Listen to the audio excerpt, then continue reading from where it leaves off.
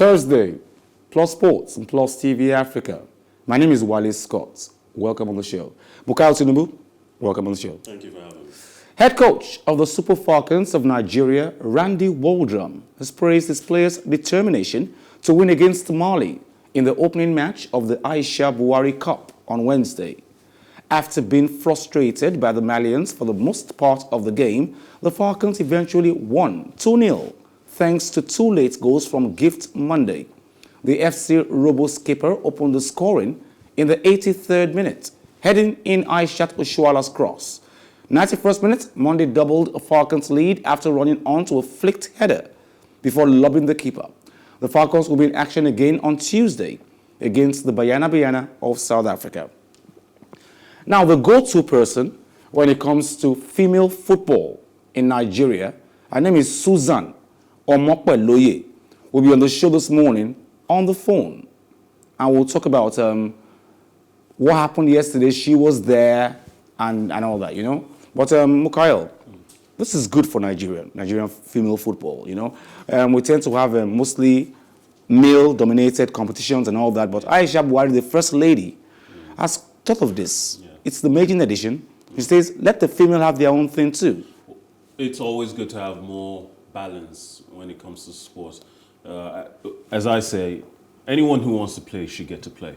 And we've not had enough competitions available for female football. Most of the football they play is either at the Olympics, the World Cup, or the African Nations Cup. Now they have something different, and it's bound to bring in more investments, bring in more exposure, and bring in more development of the sport as well as the players. Because when it comes to sport, the more you play, as they say, practice makes perfect.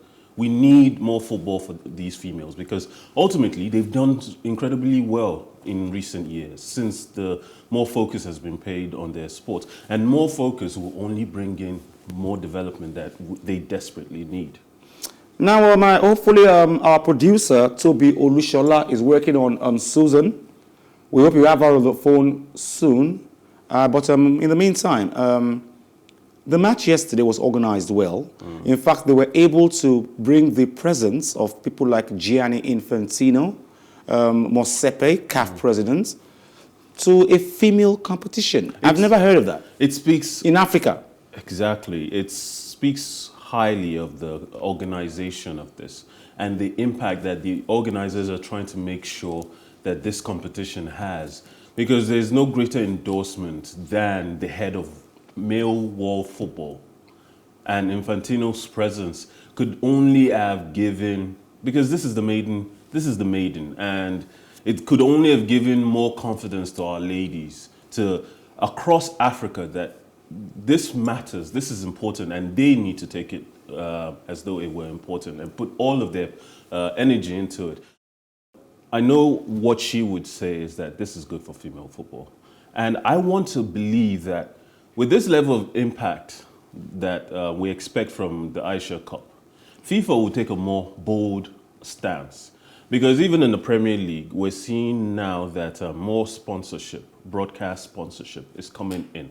And the more money that comes in will boost development at the grassroots level. Grassroots level means that the future of female football will be bright. Because in the next 10 years, we want to see the great giants of female football dominate and set the standard for even future. I was watching the Champions League game yesterday between Dortmund and I kept thinking to myself, at the rate that Haaland is scoring, he will possibly break Ronaldo's goal record, even before he's 30. When that kind of player does not happen overnight, it's through years, decades of development. At some point, a lot of our female footballers right now will set records that ultimately every next generation coming along will be further and quicker to that record, to breaking that record, than the previous generation before them. And that can only be good for the entertainment value of the sport. I hope that this is not a one and done.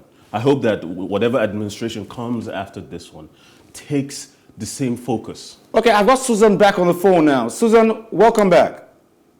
Yes, sir. Good to be back. Now, Susan, my partner here says that is hoping that female football has come to stay in Africa, and competitions like this will continually come. It won't be a one-off thing.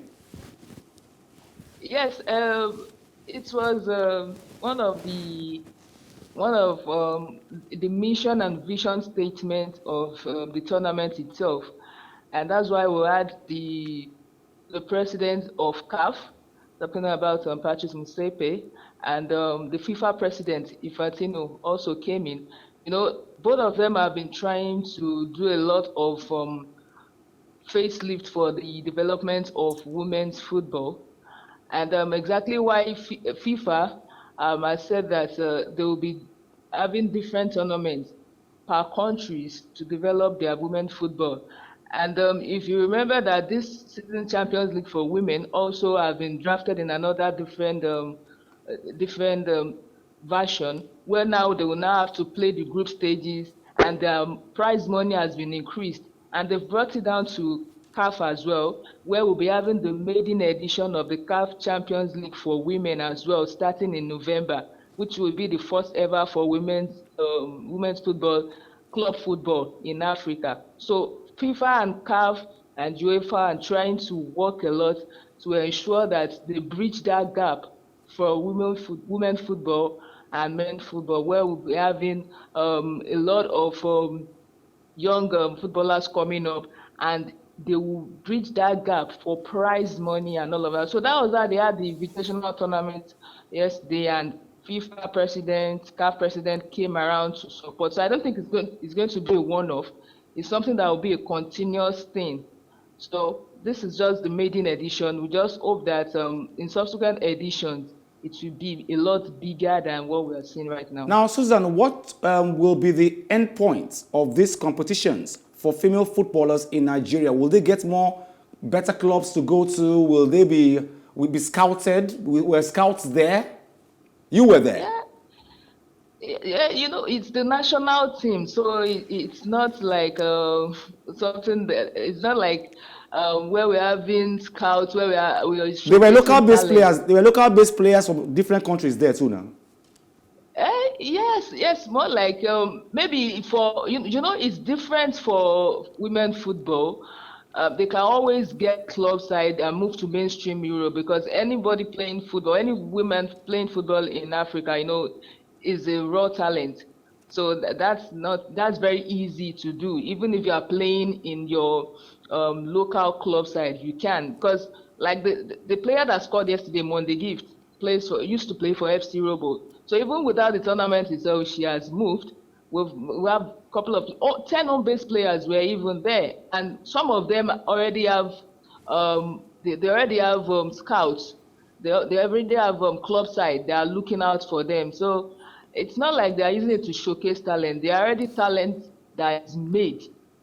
So they're just using this as a friendly tournament to expose themselves, give themselves a lot of exposure, and just come together as female football playing an invitational tournament, like a friendly tournament. So it's more like a friendly tournament. Thank you very much, Susan Omopeloye. Thank you very much. Always a pleasure to join you. Call us Susie Abe. Now, Olympic gymnast Simone Biles blamed the entire system of the U.S. Gymnastics for the abuse she suffered in the hands of Larry Nassar, the former team doctor of the U.S. women's gymnastics team. Biles is among the Olympic gymnasts testifying to a Senate Judiciary Committee hearing on the FBI investigation of abuse by Nassar. FBI Director Christopher Wray on yesterday, apologized to the gymnasts for the pain they went through with their former coach Larry Nassar and the FBI's mishandling of the investigation. Wray added that the Senate panel that the actions of the agents who botched the investigation is inexcusable, and he announced that one of the agents no longer works for the Bureau in any capacity. Now, a girl complained about being assaulted, and Simone Biles, one of the biggest sports people in the country, says she was assaulted too, but she was scared to come out. She was talking there and she was actually crying while she was talking. I think this should stop. Doctors, physiotherapists should stop assaulting young ladies.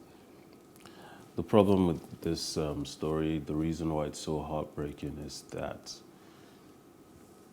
these people in positions of power abusers are not oblivious of the rules. I have to, if I'm off air, I know things that can be done today that I think of. I can't say that one. They're not oblivious to the fact that you don't hurt people you're supposed to be taken care of. Yeah. Take care of. We know right from wrong. That's the burden and the privilege of our species as humans. We have the capacity to have empathy, and these people are not without that capacity. The heartbreaking thing is that these systems seem to be set up whereby women, young girls, even boys, who are under the tutelage and under the purview and under the care of someone like Nassar, when they complain, they are so easily and readily dismissed. And even when the authorities know that this kind of behavior is going on, this kind of abuse is going on, the problematic nature of it is that anytime there's money, there's competition, there's prestige and image on the line, these authorities often ignore these problems, as though it would kill them to reform, as though it would be detrimental to stand against abuse. I don't understand it. I don't understand the level of apathy that these people show. So sad. Now, an advisory group to the World Anti-Doping Agency, Wada, will review whether cannabis should remain a banned substance, a move that comes after American track and field star Sha'Carri Richardson missed the Tokyo Games after testing positive for it. And a scientific review will be initiated next year. Wada said on Tuesday cannabis is currently prohibited in competition and will continue to be in 2022, it added. Richardson tested positive for a chemical found in cannabis during the U.S. Olympic track and field trials in June, which wiped out her trial result. She was also hit with a 1-month suspension. 21-year-old who had been seen as a top contender in the 100 meters has said she used cannabis to help cope with the death of her mother. Suspension sparks an outpouring of sympathy and calls for a review of anti-doping rules, including by the U.S. Anti-Doping Agency. Now, I remember Steady, when a particular, I won't call her name, athlete, I interviewed her on my show on a different platform. She says she had a cough. She used a cough mixture. She didn't know that codeine was a banned substance. Even I knew that from then, that codeine was a banned substance. That's up another day. But now, Richardson's case has come up, and they're saying, if we have medical cannabis, why can't we just let cannabis be allowed in sports? Can I be... That's Igbo. I know. Yeah. It seems strange to me that a lot of money is pumped into the international pharmaceutical companies to produce these drugs. And these companies have long used substances that are considered banned if used recreationally. And cannabis is kind of making a resurgence now. Once upon a time, it was very popular, and then it became banned and illegal, and now it's making a resurgence in America and the rest of the West. And soon, medical marijuana will be a prevalent substance ingredient in a lot of medicine that people will take around the world. A lot of people, in fact, in America, the US, as big as it is, 75% of people who walk around there actually get to use medical marijuana. Opioids are a major part of painkillers and pain relief medicine from every pharmaceutical company. Now, you're limiting the amount of types of drugs that these athletes can take. Fine. She needs to follow the rules. Every athlete needs to follow the rules. Once you sign up for something and you commit and make a pledge, then you must uphold that pledge.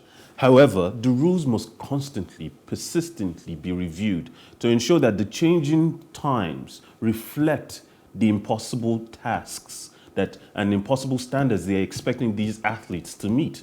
And while she used recreational marijuana, what happens the next time someone uses medical cannabis because of pain relief? Because it has a more natural, less damaging effect than opioid. In her case, she's saying that she used it for emotional reasons. Yes. Not to relieve pain. Yes. But then a lot of these athletes go through all kinds of pain, emotional, physical, mental. CBD is a popular medicine, is popularly used now for pain relief and also insomnia. It doesn't have any of the euphoric effects that marijuana tends to have on people. So, but that drug would still be banned. It is still banned. And if the rules are not properly reviewed, if it's not taken into consideration that these options are there for these athletes who have to manage their pain, who have to manage all kinds of issues in their personal lives and still want to compete without the intent of improving their performance through enhancements. These rules must reflect that. Well, okay, it's called cannabis sativa, marijuana, whatever you want to call it. And they are fighting to say, okay, good, let's add cannabis sativa to list of banned drugs, as in remove it, as in we can actually smoke Igbo, really, and still run. You ask yourself, what does it do to you physically? Well, I'm not a medical doctor. I know for one that but I've read a lot. Cannabis does not do anything extra. Yes. If you are fast, you stay fast. I've if you are seen slow, you research. stay slow. Yeah, I've seen research, I've seen documentaries. Certainly, it has effects. That cannot be ignored. But the effects do not enhance performance, not in the way that the rules are trying to prevent. Yeah. And I feel that unless these people are doing something that is illegal in their, by circular laws of their nations, which is to say, if you take medical marijuana or recreational marijuana, you go to prison. Unless that is the case, if the rules of this nation allow for it, and the only point of it is to manage pain or to, but definitely not to improve performance, then I say the rules must account for it. Be previewed. Okay. Thank you very much, Mukael Tinubu. Always a pleasure. Thank you very much, our producer, Toby Olushola. Thank you very much. My name is Wally Scott. Join us same time tomorrow, same station, Plus Sports and Plus TV Africa. Like I always advise you, at the end of every show, if not for anything, at least for your heart, do some sports.